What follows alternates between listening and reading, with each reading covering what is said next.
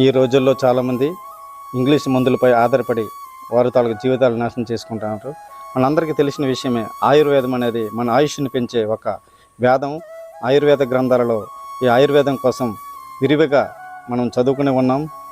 వాటిని పాటించి పూర్వీకులు 100 సంవత్సరాల ఆయుష్ని పొందినవారు. అలాగే ఇప్పుడు మూలవ్యాధికి ఒక ఆయుర్వేద మందు ఇప్పుడు మనకి మొక్కల్లో, ప్రతి మొక్కల్లో కూడా విరివిగా దొరుకుతుంది. ఆ మొక్క పేరు ఇప్పుడు మన రామ్ సాయి గారు వివరిస్తారు.